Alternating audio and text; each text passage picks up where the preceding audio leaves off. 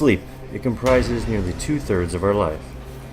Your body needs the rest to replenish your energy, fight off disease, and return you to a full-fledged, healthy citizen. And when we sleep, we dream.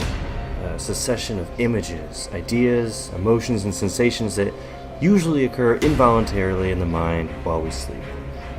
But sometimes this succession of images can take a turn for the worse. These we call nightmares, and they paralyze us into a state of fear. But typically, these nightmares end painlessly when you wake up. No scratches. But what if nightmares became a reality?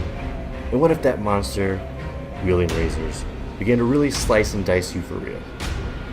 This is It Records. Welcome everybody to the It Records podcast once again over the internet highway. I am one of your many hosts of the show, Matt Johnson. I'm out of the shadows. But you're also a villain because you're always monologuing. Mm-hmm. Is that a common villain trope? Everybody knows that. Monologues and soliloquies? Yeah. That's true. I guess they're like monologuing. think of Incredibles. You're like, you caught me monologuing. Yeah. The main bad guy, I can't remember his name. That's true. Usually talking about their plans, letting everybody know what their evil scheme is. Exactly. Yeah. That's what I'm driving at. Yeah. That's fine. I'll be the villain of this horror podcast. I think you've Now always you're been just the villain. self-aware. You're the corporate. Yeah. I'm self-actualizing. I'm the villain. You're the bad man. guy. You're the man. You're the corporate side of this podcast. I am. Yeah. I'm always lurking in the shadows. I mean, I always say it. Own it, man. I know. That is pretty creepy. We don't see, like, no one sees you, like, so you're just you're just shadowless figure. Yeah. Well, now I know.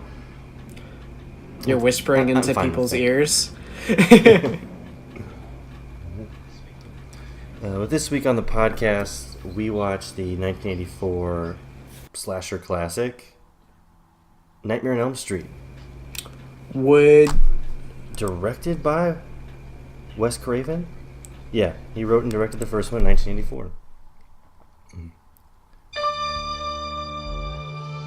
The kids of Elm Street don't know it yet, but something is coming to get them. There's something out there, isn't there?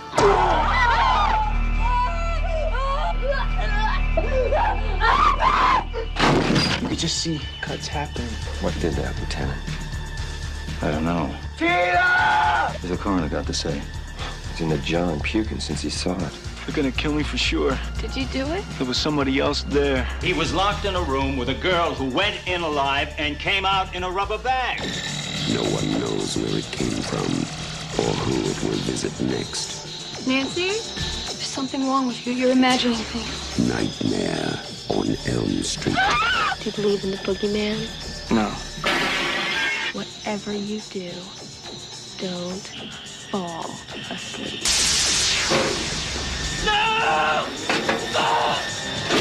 She's the only one who can stop it.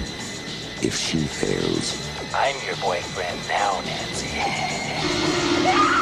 no one will survive.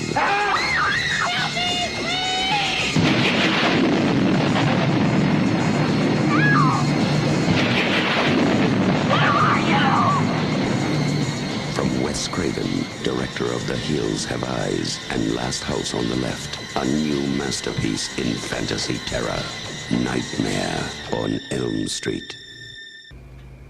Would you... I know, flat out, I enjoy Nightmare on Elm Street, but would you consider it a classic? In the horror genre? Or in general? I guess you gotta say horror, because in general, then it's like, you open up a whole other wormhole. Mm-hmm. I would say yes. I consider... Is it like... I don't know what... Is it an Insta classic, which makes no sense? Insta classic?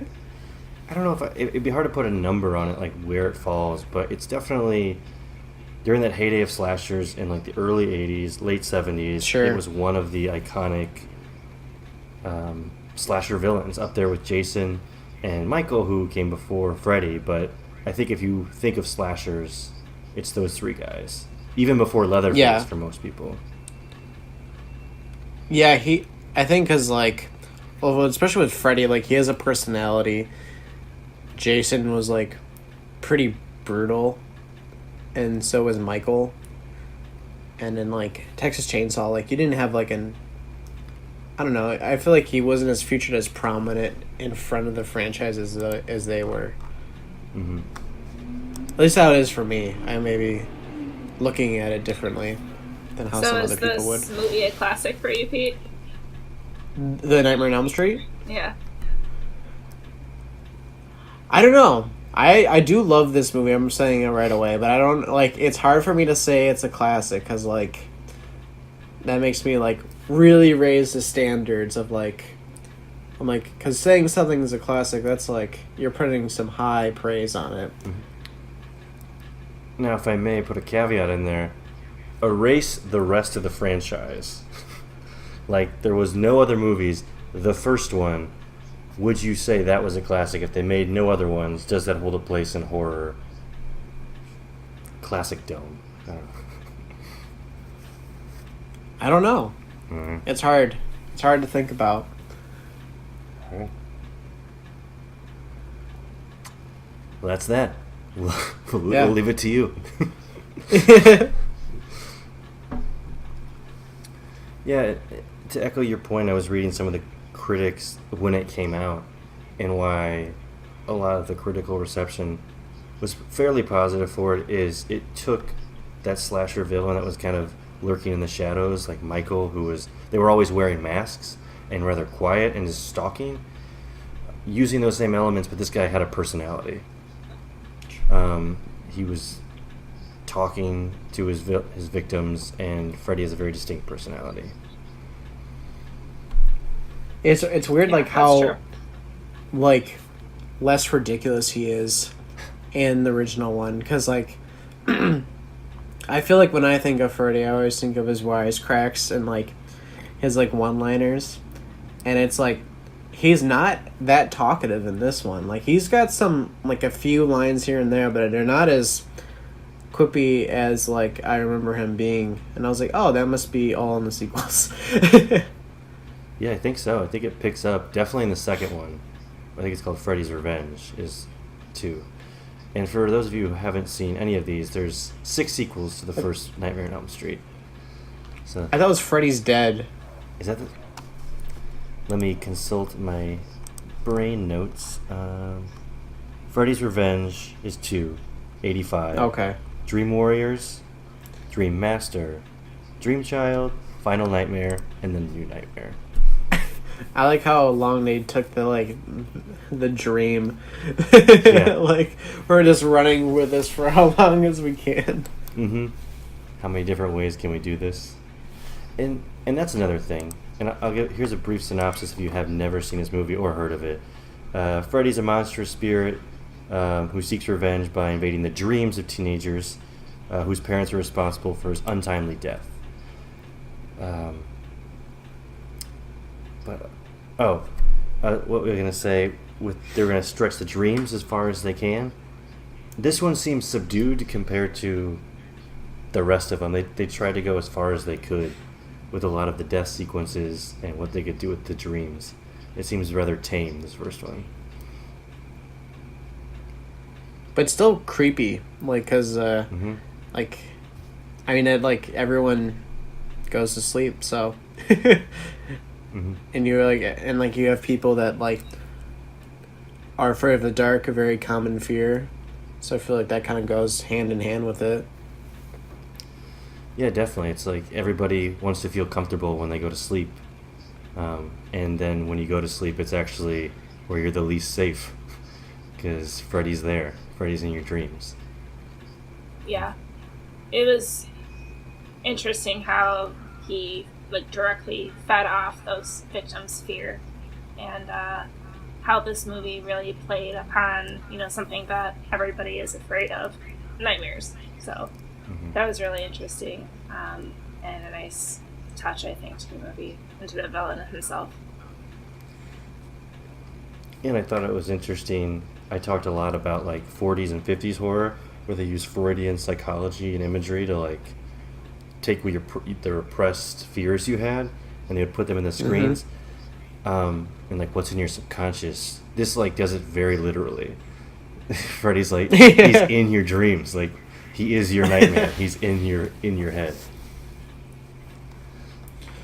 I wonder how they got the concept of like the glove, because like I'm like never really knew. Like I guess it's like kind of interesting, like how we don't know much about it, like why he has like the finger knives, but like I wonder like what's like the background of like how that came to be. I don't know if you know it, Matt. In like the production notes. Yeah. Well, for those of you who don't know, in the first one, Freddy's backstory is he was a child murderer of the local neighborhood, and what they wanted after they had come up with this other costume design was a knife weapon that was mobile, and they needed to make it cheap, they said, because they had used a lot of money on his makeup. So essentially it became, they had the fingerless gloves and they put the razors on it. That's interesting. So it's just like, let's make it as cheap as possible. Yeah, something it's a cheap prop that's mobile. We want him to be able to move with it. It's funny how something like that became so iconic. Yeah. Yeah, even the sweater and the fedora, which is what he wears, is super iconic. Yeah. But there was a little more thought behind the sweater. Pete, do you know why he chose those colors, Craven? I forgot. Okay. I don't remember. He had read like some scientific journal that said the most disorienting colors contrasted against each other are green and red. So he wanted to find a color to put that on Freddy's like burnt body. Oh, okay. Wonderful.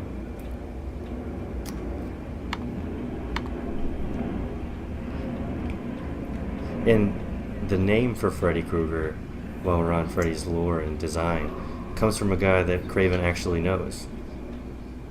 Yeah, I Isn't actually that knew just this. fantastic? Yeah. You're their inspiration for this terrible villain for sequels and sequels to come. It was like his schoolyard bully, Yeah. right? Yeah. Yeah. I want to know, like, where he was and what he was doing when he found out that this movie was coming out and he was headlining it.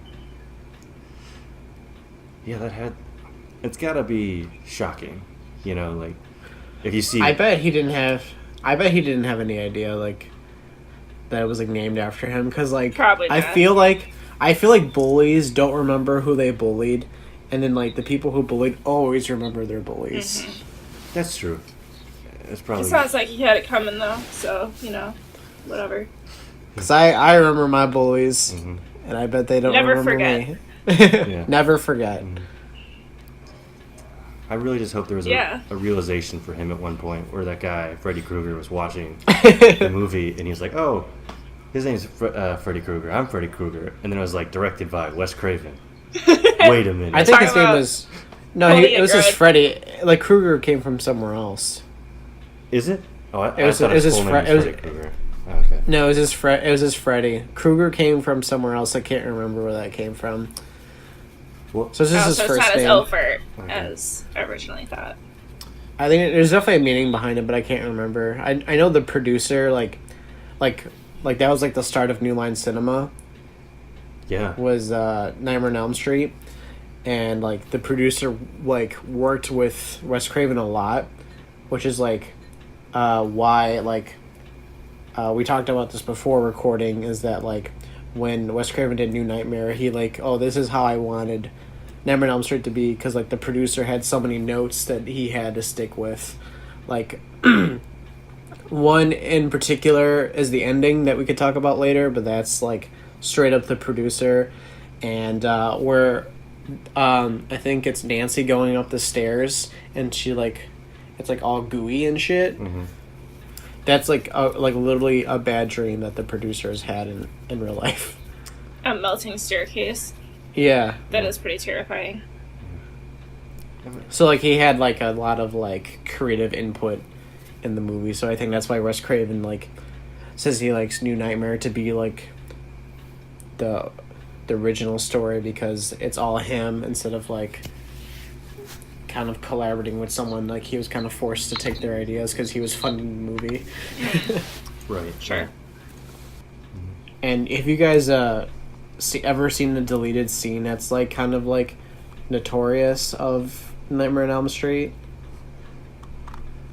It's like it's a deleted scene that like I don't know if it resurfaced recently, but I remember like people making a big deal about it like within the last 2 years. It's like Nancy finds the glove burned up in her house, and I think maybe some of that I can't remember if that was actually in the movie or not, but like we kind of get like a story from Nancy's mom of like about Freddy, like it kind of like she kind of like hints at like I'm gonna spoil I guess some of the movie now, that like the parents like took care of Freddy in like the beginning, like before the events of the movie, because like they're older kids of Elm Street kids, like all their older siblings were killed by Freddy, and it was hidden by like the parents. So like they grew up like I guess not knowing or not remembering their older siblings. Mm-hmm. I don't know. It was just like a really bizarre like kind of interesting, but also could see why like it got like removed. Where could I find this? Wait, it's on YouTube. It's on YouTube. Yeah. What's up, Matt? That scene is removed now, or that was in the original cut and they removed it, or it wasn't in the original cut. It was not in the original cut at all. It was just like it was filmed, and like I think like it was like in the rough cut. You know what I mean? Like before the final cut of the movie, and then like it eventually like was taken out on the cutting room floor. Okay. Because like when you watch the clip on YouTube, it's very clearly like very old like quality. It looks like the quality is like not great because it's just like it was never like fine-tuned in any way. And it's Nancy's mother telling her about what they... Yeah, it's Nancy and Nancy's mother, like, in the basement. I think I have... The DVD copy I have has that in there. The whatever one I bought. Because I've seen that scene where she's like... She shows Nancy the glove and tells her what they did to Freddy. Yeah. Like, I think... Like, I'm pretty sure, like, the scene I'm talking about, like, goes more with it, because, like... Because, like, I don't remember... Because, like, I've seen this movie, like, a good amount of times, and I never remember this scene when I watched it, this clip. Oh, okay. I might extend it some more. Yeah, I think that's, like, where it lies, because, like... Because it kind of, like... Because I've only seen the clip, like, a few times, and it, like... I was like, oh, this looks different. And it was actually, this is a fun fact for me, despite, to popular belief that I didn't watch horror films until, like, I was, like, 18. So, like, I had a very late start, and now I've just seen, like, a lot, obviously. Mm-hmm. I don't know if I made that clear. I'm sure I have. But I would say Nightmare on Elm Street kind of marks, like, the beginning of love for horror movies for me, because I remember it... I was very scared, obviously, of the movie when I first saw it, but, like, it was, like, the first horror movie that I watched and loved. Like, before that, I, like, very cautiously avoided them because, like, I, like, wasn't allowed to watch them, and, like, my parents took, like, weird precautions, like... They're like, oh, like, don't look at the screen. Like, when there's, like, a trailer for, like, a scary movie or whatever when I was little. Mm-hmm. Like, they, like, made, like, such a big fuss. Especially my mom. Made a big fuss about it. And so, like, I, like, was easily scared just by, like, a commercial. It took you a while for you to get desensitized.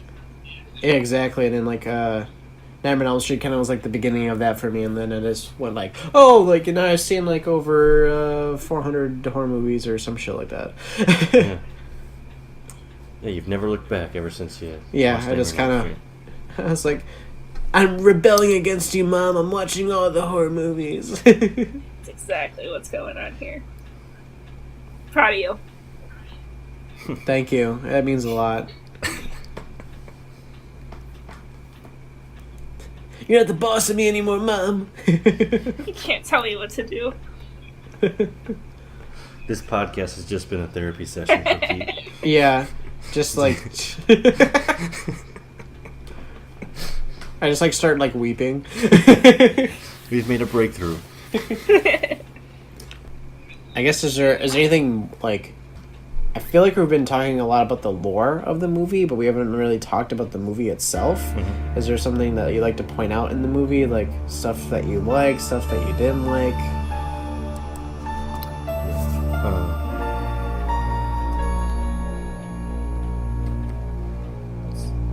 A lot of it goes, the things that I like go with the special effects maybe, or the scene I'm thinking of is when Nancy is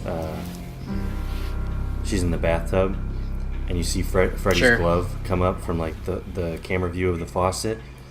I think what this film did a really good job with is blurring that line between reality and the dream, so it really throws off the audience perception. Definitely.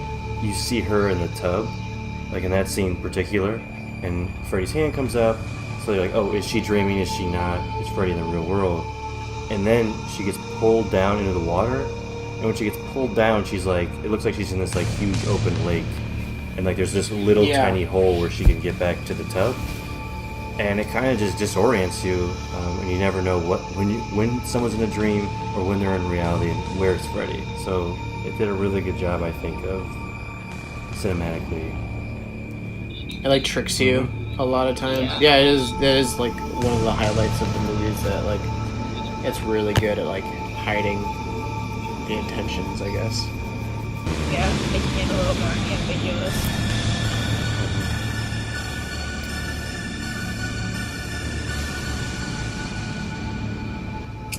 And there's Let's see. the iconic death scene of Glenn getting sucked into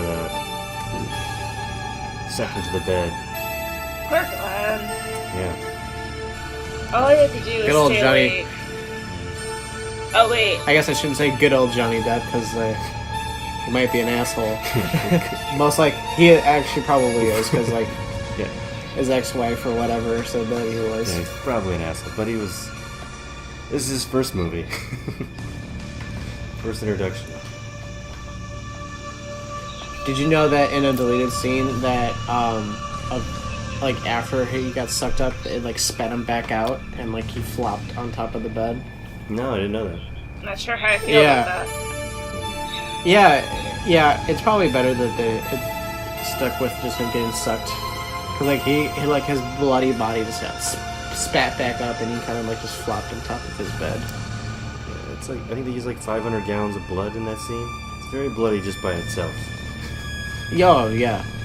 I mean, there's a lot of cool effects. Like, I think it's like when, cause like, it's like I think of the Inception style, where they had like a room that like was like on like all access, like being turned around and stuff, like they did in Inception. Like they did that for this movie, and obviously Christopher Nolan did that practically, and obviously they did that back then because that's all they could do.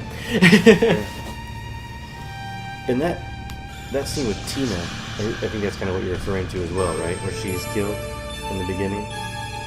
Where she's like levitating and stuff, Yeah. being dragged. Yeah, That still scene is very, even though I've seen this movie a bunch of times, it's still very unsettling. it is Where unsettling. you can't really see anything there, and she's like being pulled up and around the wall, seemingly slashed open. Yeah, it's very it like gives it like a ghostly, like supernatural vibe. It like it's weird because like it like gives like Freddy like a supernatural like almost background, and at least in this movie. Yeah.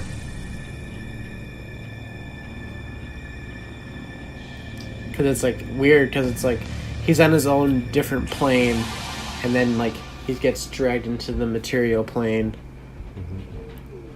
I think I don't even know. And I think that's the credit of the movie, is where he's like with Tina in the dream, and then we see them under the covers together. We see literally Freddy there, and then Rod pulls off the covers, and he's not there, Freddy, but Tina's still fighting something. So it really just kind of jars you. What the hell's going on? Yeah, they're kind of writing their own rules. It seems like I guess they're setting the rules and following them, but like it almost seems like you can't like quite place like what the rules of the movie are right away, because they really play loosely on like what it constitutes a dream and what can be affected during a dream. I liked what you said. Thank you. Like 3 minutes ago.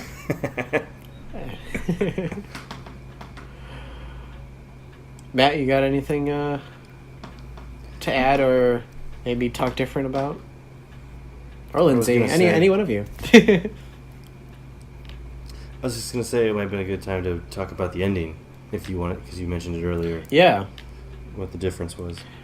I don't remember what the original ending was intended to be. I don't know if you could help me out with that, but I know it's like how they go in the convertible and like seems like driven away by like Freddy, and it's like very like confusing twist. I guess you could call it a twist, because like you think he's gone, and then like oh, like I guess it kind of sets up a sequel for sure. Mm-hmm. I don't know. It's just like, because like it was almost on concrete, like of how she took care of Freddy, and then all of a sudden he's like, oh, here he is. Yeah. I know Wes Craven didn't want a franchise, wasn't thinking of a sequel at all, and he wanted it to end like the concrete ending you mentioned, where basically Nancy realizes she has the power to control her dreams. Yeah. And control her future, in essence. So she realizes that she's in a dream and a nightmare with Freddy, and as soon as she takes that power, Freddy disappears. That's the ending. That's end of Freddy, end of Nightmare on Elm Street. But the producer wanted a twist, and that's what we see in the actual movie. Like a whole nother scene after what Wes Craven wanted. Like, I'm glad like there's sequels, but I wish like it may like I like also Wes Craven's like ending. It kind of gives it kind of like a nice like polish to it. Like, because like the twist is like, I guess not good. Like it's just mainly like I feel like you just kind of give it a pass because like the rest of the movie is really good, and like you're like, well, it's not the worst twist you've ever seen. It's just like confusing. You're like, what's happening? Definitely the vibe that I got like watching this movie. Was this the first time you watched Yes. it? Oh. Yeah. Nice. Let it slip.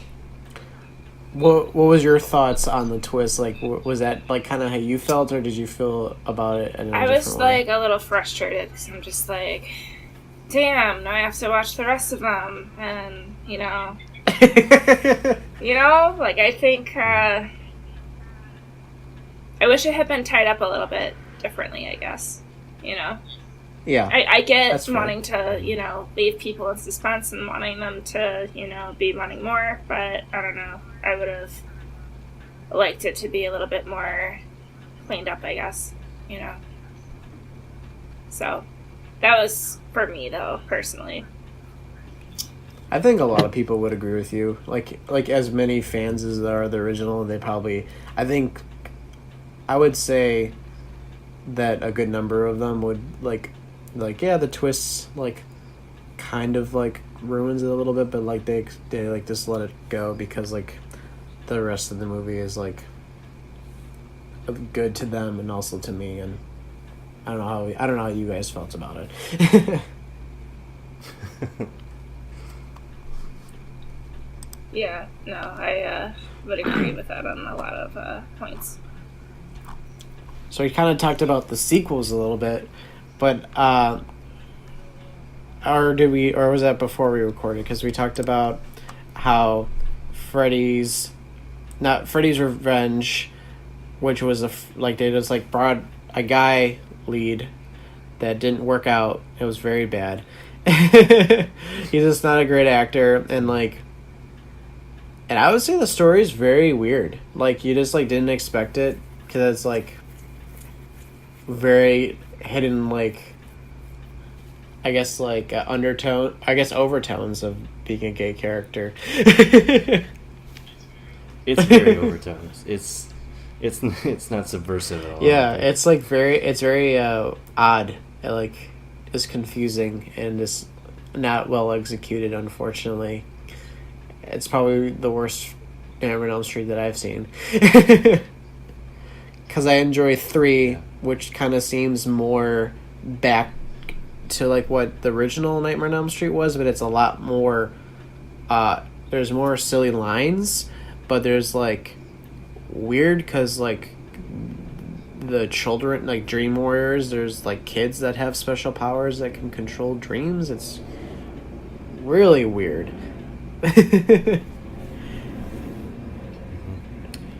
Yeah, you got Patricia Arquette Yes, in that's that, true. and who is it? Is it Lawrence Fishburne? Is it? I think it is. He works at the hospital. Oh, I didn't know that. And then there's And of course, Nance is back. And then there's 4, 5, 6, which I've never seen, and then New Nightmare, which which is just pre-Scream, but about Nightmare on Elm Street. Mm-hmm. Yeah, super meta about the making of Freddy movie. Entertaining. Yeah. And those 3, 1, 3, and 7 are all have Wes Craven's influence. Craven is not on 2, 4, 5, and 6.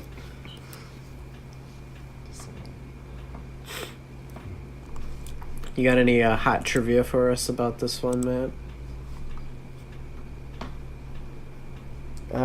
One thing that I didn't really mention about the inception for this movie was, we said the bully's name was Freddy Krueger, but Wes Craven came up with this idea when he read 3 different stories in the Los Angeles Times about a group of Southeast Asian refugees in the 1970s who were suffering disturbing nightmares, and all of them ended up dying in a phenomenon called the Asian Death Syndrome. Okay. Oh. Where they were so afraid they didn't want to go to sleep because their nightmares gave them so much stress that it's actually referred to Asian Death Syndrome, or the Brugada Syndrome, where you have so much anxiety and stress that you basically can have cardiac arrest while you're sleeping. Wow. That's intense. That's fucking crazy. Mm-hmm. And what these were refugees from Vietnam, I would assume.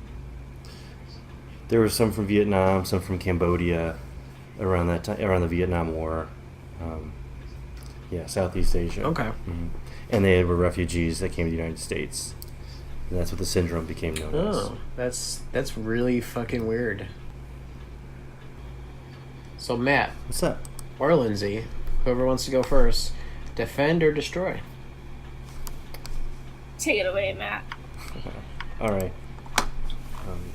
In my Defend or Destroy, I'll just bring up that this movie was not only people mentioned as a critical success, it's still 94% on Rotten Tomatoes. People rank it in the top 1,000 horror movies ever made.